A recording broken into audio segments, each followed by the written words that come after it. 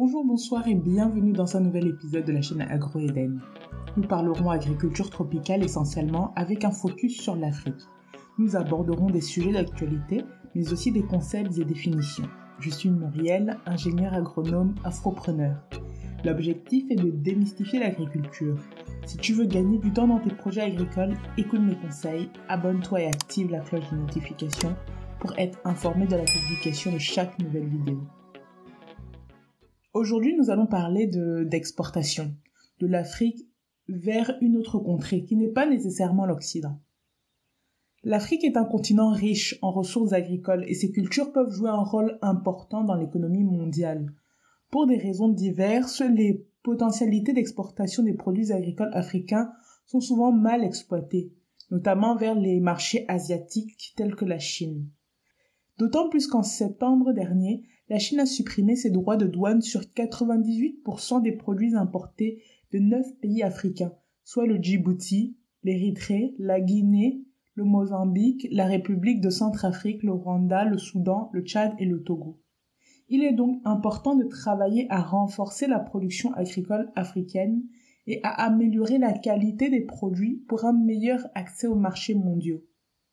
Les entreprises qui font preuve de stratégie et de finesse doivent saisir les opportunités pour l'exportation de denrées alimentaires et contribuer au développement économique et social de l'Afrique. Reste bien jusqu'au bout de la vidéo car il y a certainement des produits cultivés majoritairement dans ton pays qui sont voués à l'exportation vers la Chine. Donc on va faire un top 5. Je commence par le 5e produit, le gingembre. La Chine importe 13 000 tonnes en 2021 et le principal fournisseur africain est le Nigeria, qui produit 500 000 tonnes par an. Ce pays assure 16% de la production mondiale, mais ne représente que 3,5% de la part du marché mondial des exportations. La pomme est le 4e aliment. Bien que la Chine soit considérée comme la première puissance exportatrice de pommes fraîches en 2022, il ressort que le pays en importe pour près de 17 000 tonnes de pommes venant d'Afrique du Sud.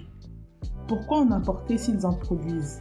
Tout simplement parce que la classe aisée chinoise préfère les fruits importés. La noix de cajou ou l'anacarde est le 3e aliment.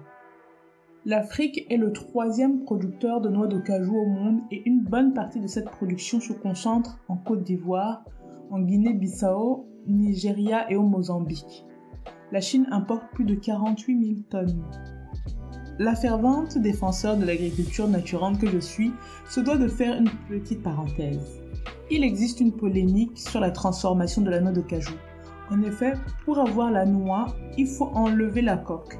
Seulement, on y trouve une substance acide qui brûle les doigts. C'est ainsi que la majorité des pays producteurs envoient la noix de cajou en Inde ou au Vietnam pour la décortiquer. Les décortiqueuses, car ce sont essentiellement des femmes, travaillent dans des conditions jugées non éthiques. En revanche, il existe des filières plus responsables entre guillemets, notamment au pays des hommes intègres, vers lesquels se dirigent de plus en plus d'importateurs de noix de cajou soucieux de leur image. Là-bas, les femmes protégeraient leurs doigts avec de l'huile de coton pour décortiquer les noix, car les gants avec la chaleur seraient extrêmement pénibles.